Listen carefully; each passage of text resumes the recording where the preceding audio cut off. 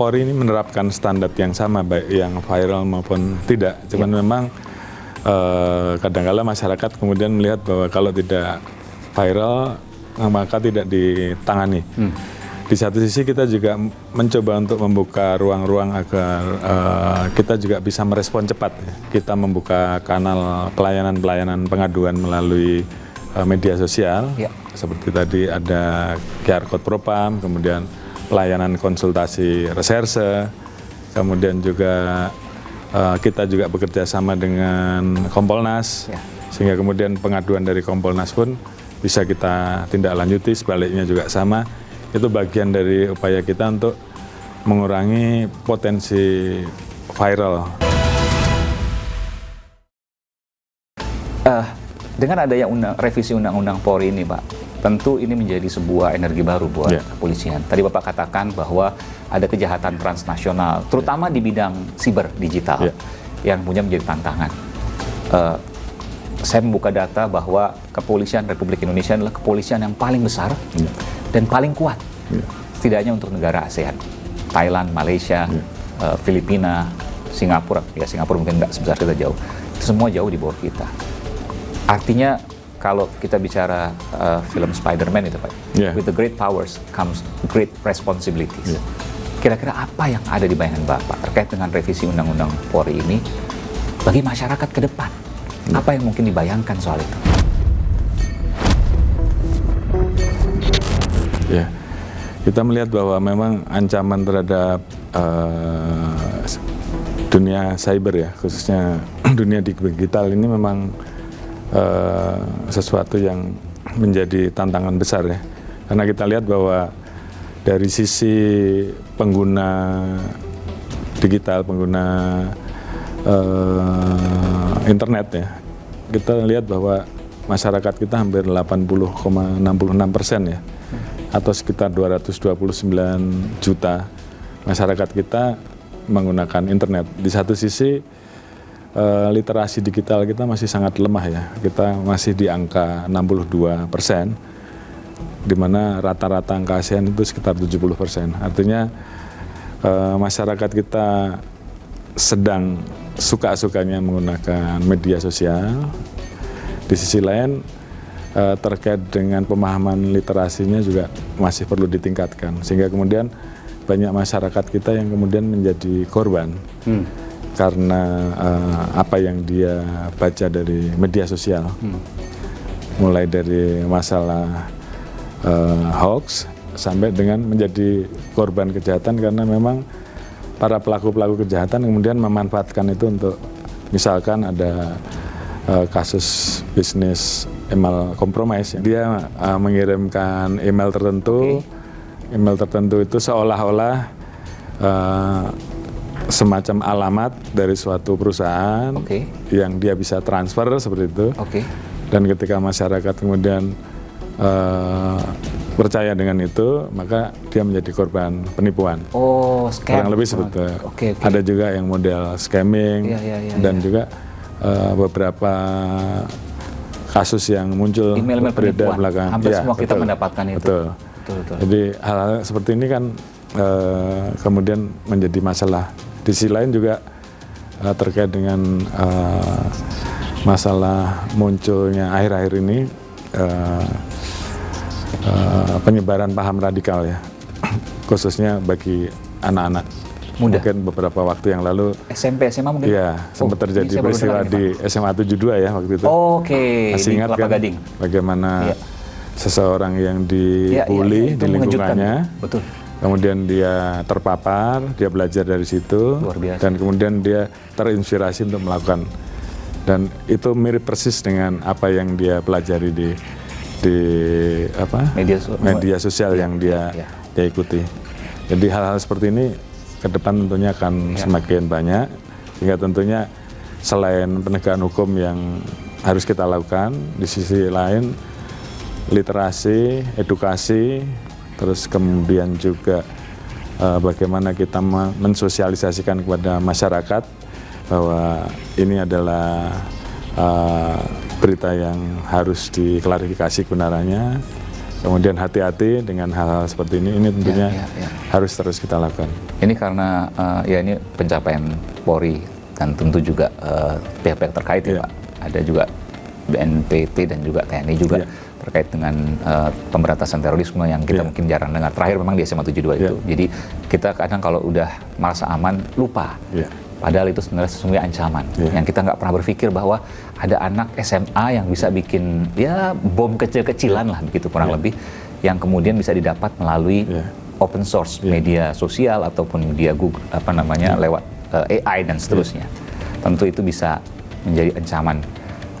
Proses itu tentu terus dilakukan dan Polri juga terus melakukan pemantauan terkait itu Pak ya untuk kenyamanan masyarakat. Terkait dengan ini Pak, no viral, no justice. Nah, tentu saya juga memahami, tentu itu bukan hal yang mudah karena banyak sekali kasus yang kemudian dilaporkan, banyak sekali kasus yang terjadi.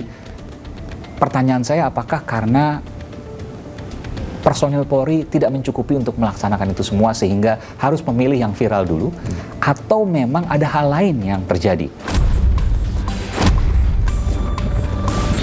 Jadi sebenarnya Polri ini menerapkan standar yang sama baik yang viral maupun tidak. Cuman memang kadang-kala masyarakat kemudian melihat bahwa kalau tidak viral maka tidak ditangani.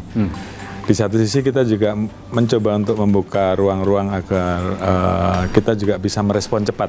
Kita membuka kanal pelayanan pengaduan melalui media sosial. Seperti tadi ada QR Code Propam, kemudian pelayanan konsultasi reserse, kemudian juga kita juga bekerja sama dengan Kompolnas, sehingga kemudian pengaduan dari Kompolnas pun bisa kita tindak lanjuti, sebaliknya juga sama. Itu bagian dari upaya kita untuk mengurangi potensi viral dan istilah no viral, no justice. Namun demikian tetap kita juga harus introspeksi. Mungkin respon kita masih lambat sehingga kemudian kita juga harus meningkatkan respon sehingga masyarakat juga mendapatkan kepastian ya terkait dengan mungkin pengaduannya, terkait juga dengan peristiwa-peristiwa yang terjadi di lingkungannya. Dan ini kan membutuhkan Polri untuk di samping melek terhadap informasi yang ada di media sosial, di satu sisi juga kehadiran Polri di tengah-tengah masyarakat itu menjadi sangat penting, dan kemudian melakukan respon cepat terhadap apapun bentuk pengaduan, apakah melalui media sosial ataupun memang pengaduan-pengaduan resmi yang memang selama ini diberikan pelayanan oleh Polri. Saya kira kuncinya adalah baik viral ataupun tidak, apalagi saat ini sudah memang menjadi konsekuensi yang harus kita hadapi dengan adanya kemajuan di bidang media sosial. Mau tidak mau anggota kita wajibkan untuk terus melakukan patroli sehingga kemudian terhadap hal-hal yang menjadi keluhan masyarakat kita bisa tindak lanjuti, dan berbagai model pengaduan yang lebih mudah yang tidak perlu harus hadir tapi kemudian responnya juga bisa cepat, termasuk juga Dumas Presisi kita buat, kemudian sistem comment center yang kita buat untuk kemudian apa yang menjadi keluhan masyarakat itu bisa kita tindak lanjuti dengan cepat. Intinya kita berterima kasih kepada masyarakat yang mungkin memunculkan hal tersebut, itu sebagai bagian dari evaluasi dan koreksi bagi kita. Jadi masyarakat berisik nggak apa-apa ya? Masyarakat berisik maksudnya, ini Polri ini harus gini dong, terus ini no viral, no justice dan seterusnya. Ya, sebagai institusi yang melayani publik, ya itu memang bagian dari konsekuensi, kan begitu. Tapi yang paling adalah bagaimana kemudian kita melakukan perbaikan terhadap kalau apa yang mau dikritik jangan jadi polisi gitu Pak. Ya, itu bagian dari konsekuensi yang harus kita terima. Mungkin harus ada SKS sendiri Pak di Akademi Kepolisian tuh, Pak. 3 SKS atau 6 SKS mungkin. Ini terkait yang viral juga Pak, tentang begal. Begal kan beberapa waktu terakhir kita sering dengar. Bahkan ada perintah tembak di tempat, memunculkan pro dan kontra. Yang pro misalnya, ya nggak apa-apa, dia kan bahaya ini. Kalau dia ketemu targetnya, mangsanya, juga mohon maaf ya, juga bisa dilakukan hal-hal yang fatal sampai pembunuhan misalnya. Bahkan melukai, cacat seumur hidup dan seterusnya. Lalu kalau seandainya polisi tidak melakukan tindakan yang tegas terukur, bahasa gitu Pak. Lalu bagaimana kemudian melindungi masyarakat? Nah, pro kontra ini tentu terjadi. Ada yang pro, oke, silahkan lakukan tembak di tempat. Kangen dengan, mohon maaf dulu, zaman-zaman kita masih kecil gitu Pak ya. Saya masih kecil dulu, masih ada istilah Petrus gitu ya, penembak misterius. Kalau sekarang nggak bisa Pak, karena semua nggak boleh extra judicial killing, nggak boleh di luar pengadilan kan gitu ya. Kecuali ada tindakan-tindakan tertentu. Tapi untuk begal ini mungkin agak lain, tembak di tempat. Betul Pak? Baik, jadi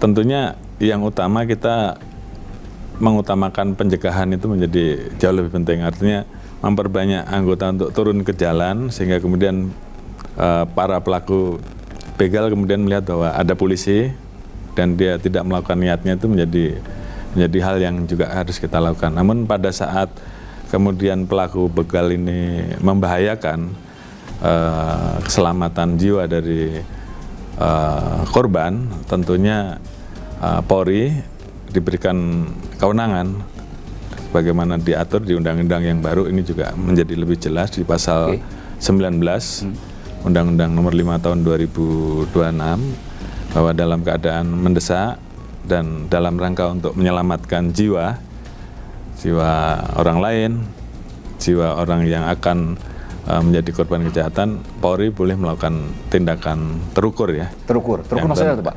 Terukur artinya sebanding dengan ancaman yang ada. Ya, artinya tentunya ada peringatan dulu misalnya. Ya, kita didoktrin untuk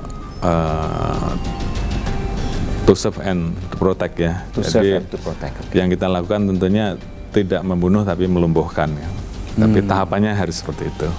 Kecuali misalnya memang sudah sangat membahayakan bagi korban. Ya, pilihannya tentunya pada saat memang korban misalkan ini mendapatkan ancaman terhadap jiwanya, karena mungkin dia akan kena tembak, diancam dengan tembakan, dan kalau tidak kita selamatkan maka itu menjadi korban, tentunya kita boleh ngambil langkah-langkah tadi. Tetapi tentunya tetap pilihan kita adalah tidak untuk mematikan, tapi untuk melumpuhkan. Kurang lebih jadi ada itu. peringatan seperti itu yang tidak serta-merta ya. Jadi kalau istilah tembak di tempat itu nggak tepat dong Pak ya sebenarnya? Ya, tembak di tempat kan bukan berarti kemudian terus harus dimatikan kan.